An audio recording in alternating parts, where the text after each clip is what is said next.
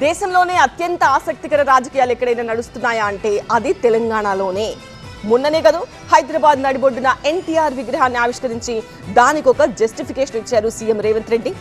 ఇదే హైదరాబాద్ నడిబొడ్డున నిల్చుని ఏపీలో గద్దర్ విగ్రహాన్ని ఆవిష్కరిస్తానన్నారు డిప్యూటీ సీఎం పవన్ కళ్యాణ్. ఇవన్నీ పక్కన పెట్టండి, ఇంతకి మించిన మోస్ట్ ఇంట్రెస్టింగ్ పాలిటిక్స్ నడుస్తున్నాయి తెలంగాణలో.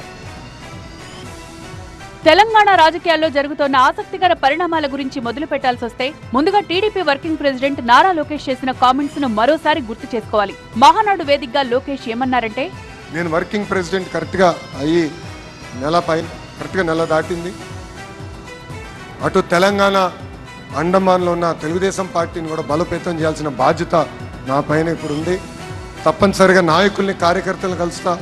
అక్కడున్న కార్యకర్తల నాయకులందరూ కూడా ఒకటే పిలిపిస్తున్నా, పార్టీ ఏ కార్యక్రమం ఇచ్చినా మనం జయప్రదం చేద్దాం, కలిసికట్టుగా పనిచేద్దాం.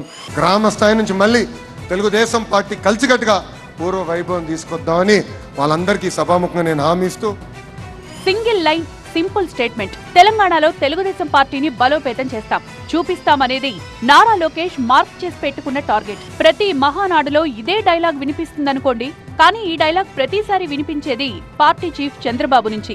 కానీ పార్టీ వర్కింగ్ ప్రెసిడెంట్ గా, అందులోనూ మహానాడు వేదికగా స్పెషల్ గా కోట్ చేసి మరీ తెలంగాణపై గట్టి ఫోకస్ పెడతామని చెప్పారు.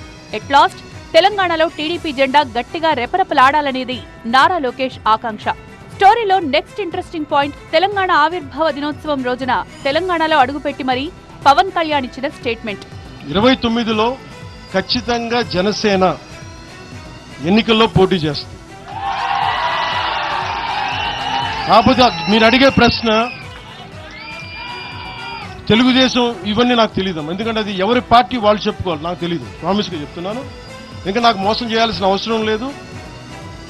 అలాగే భారతీయ జనతా పార్టీ నాయకులు కలిసి వస్తారో కూడా లేదు నాకు తెలియదు. ఎందుకంటే మొన్న ఈ మధ్యన రామచంద్రరావు గారు కూడా మాట్లాడింది, జీహెచ్ఎంసీ ఎన్నికల్లో భారతీయ జనతా పార్టీ ఒంటరిగానే పోతే జనసేనకు సంబంధం లేదని చెప్పినప్పుడు నేను మా నాయకులు కూడా ఫ్రీడమ్ ఇస్తాను, మీరు సొంతంగా పోటీ చేసుకోండి చెప్తాను.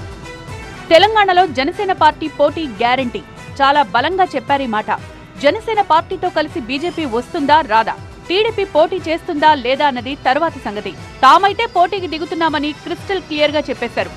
టార్గెట్ సీఎం అవ్వడం కాదు, తానేం చేసినా ఓట్ల కోసం కాదు అంటూనే తెలంగాణకు ద్రోహం జరిగితే మాత్రం మొదటిగా గొంతెత్తేది జనసేన అంటూ ఓ సెంటిమెంట్ రైజ్ చేశారు. సో తెలంగాణలోనూ జెండా ఎగరేయాలనేది జనసేన బలమైన ఆకాంక్ష. అసలు వీళ్ళెవరూ కాదు, గెలిచేది మేమే, నెక్స్ట్ అధికారంలోకి వచ్చేది మేమే అంటోంది బీజేపీ. తెలంగాణలో నెంబర్ 2 పొజిషన్లో ఉండేది బీజేపీనే కాబట్టి నెంబర్ 1 పొజిషన్కు వచ్చేది కూడా కమలం పార్టీనే అంటోంది. ఇంకో మాట, జనసేన బరాబర్ తమ మిత్రపక్షమే, ఎన్డీఏ కూటమిలో భాగస్వామి. ఆ పార్టీ మీటింగ్ కు అనుమతివ్వకపోవడమేంటనేది కాంగ్రెస్ ప్రభుత్వానికి బీజేపీ వేసిన సూటి ప్రశ్న.